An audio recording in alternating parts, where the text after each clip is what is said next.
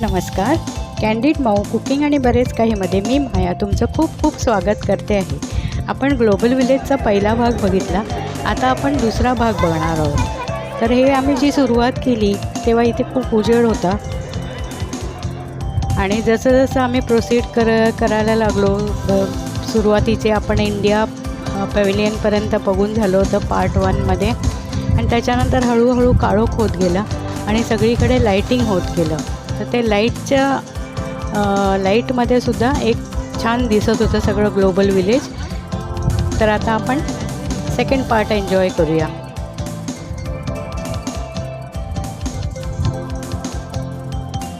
तर इथे ही बरीच मोकळीमध्ये जागा आहे आणि साईडनी सगळे पॅव्हिलियन्स आहेत.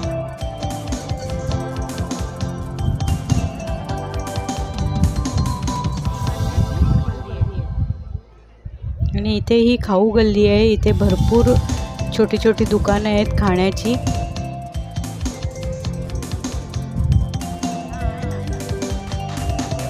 वेगवेगळ्या तऱ्हेचे तुम्हाला इथे पदार्थ मिळतील.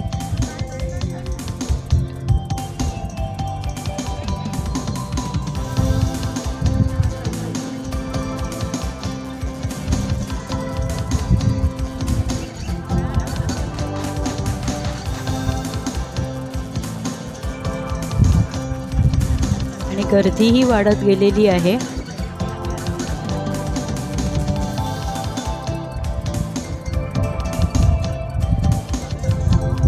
आणि सगळेजण आपापल्या परीने एन्जॉय करत आहेत. इथे बघा चुरोसचा एक स्टॉल आहे. त्यानंतर श्रिम्सचे स्टॉल आहेत. श्रिम्स म्हणजे आपली कोलंबी, त्याचे वेगवेगळे प्रकार आपल्याला मिळतात इकडे खायला.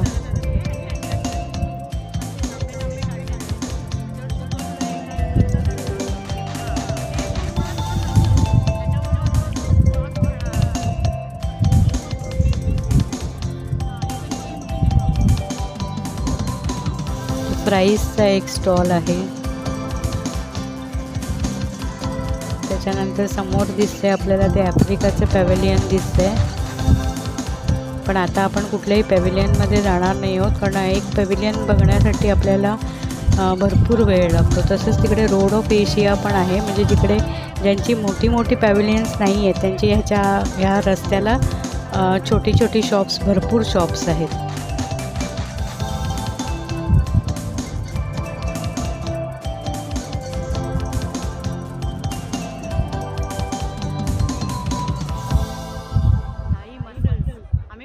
इथे थाई मसल्स आहेत. हा शिंपल्याचा एक प्रकार असतो. मोठे शिंपल्या असतात आणि बऱ्याच वेळेला ते कच्चंच खाल्लं जातं. तो एक वेगळा प्रकार आहे. त्यानंतर इथे आजूबाजूला भरपूर आणखीन आपण डोकावून बघितलं तर आपल्याला लक्षात येतं की इथे खूप वेगवेगळे पदार्थ आहेत. काही पदार्थ तर आपण कधी बघितले किंवा खाल्लेही नसतील. रेग्युलर पास्ता वगैरे अशी पण दुकानं आहेत.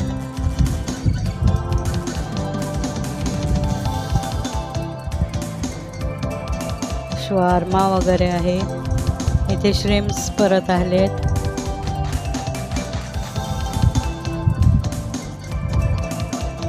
इथे मँगो टँगो ड्रिंक्स आहे, फ्रूट ज्यूसेस वगैरे.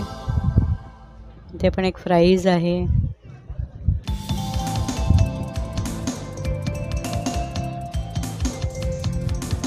इथे पटेटो, टर्किश बेक्ड पटेटो.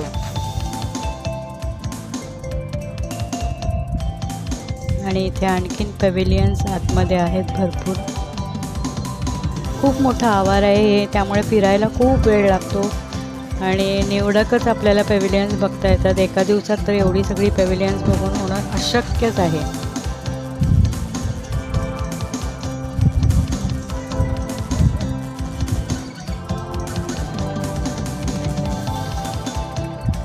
आणि इथे अशी मोठी स्टेज असतात, तर तिकडे सुद्धा प्रोग्राम असतात. आणि हे ओपन स्पेस आहे जिकडे लोक थकली का चटई घालून खेळतात किंवा मुलं खायलासुद्धा बसतात. त्याच्यासाठी पण मोठमोठी असे ओपन स्पेसेस आहेत.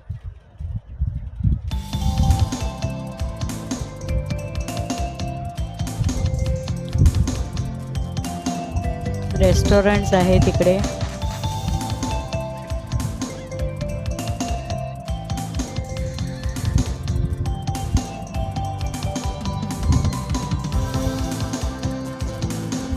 हे बघा लाईटमध्ये कसं वेगळं दृश्य दिसते हे आपल्याला. आपण मगाशी जे उजेडात बघितलं त्याच्यापेक्षा हे सगळं खूप वेगळं दिसायला लागलं आहे आता.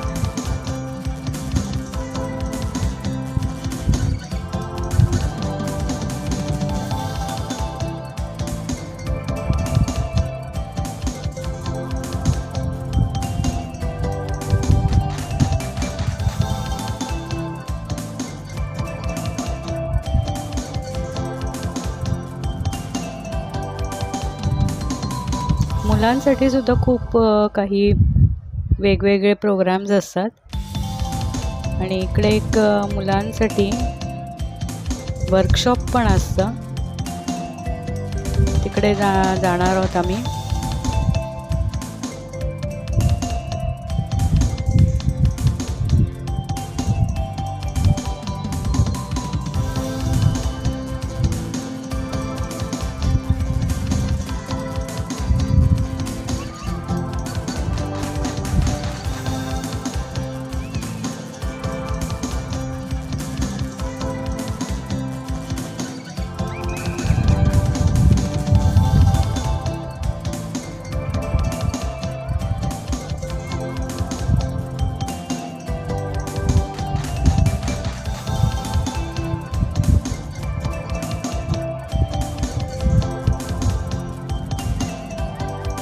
तर आता आम्ही इकडे किड्स थिएटर इथे पोचलेलो आहोत आम्ही.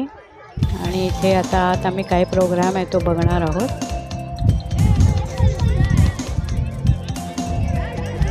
स्पेशली लहान मुलांसाठी आहे हा.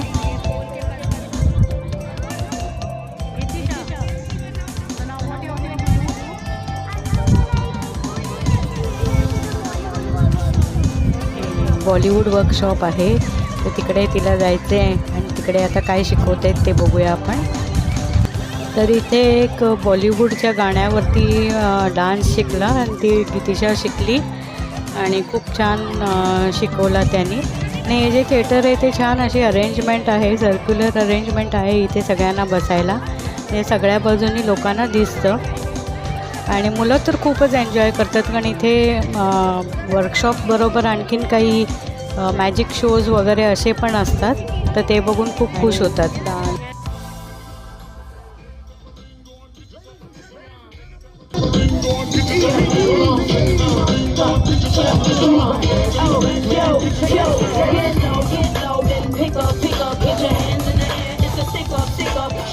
हे स्टेज शोज आहे, ते बाहेरचे दुसरे स्टेज शोज आहेत.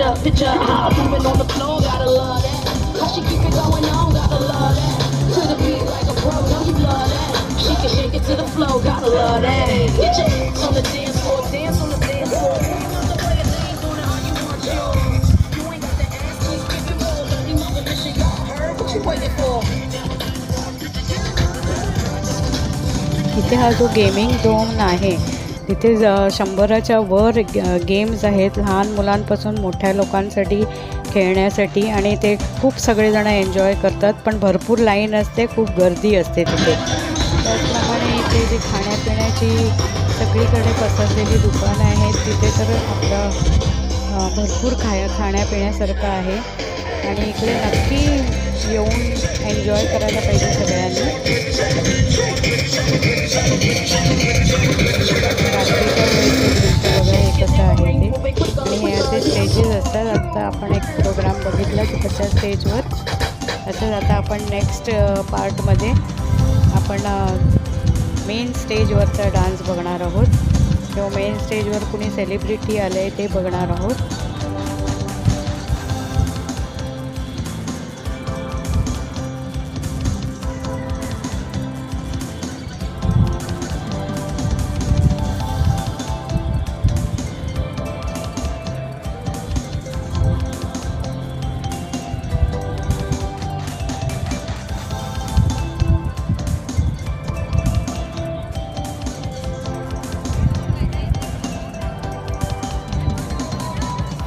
हे रोड ऑफ एशिया आहे, जिथे आम्ही म्हटलं अशी छोटी छोटी दुकानं आहेत.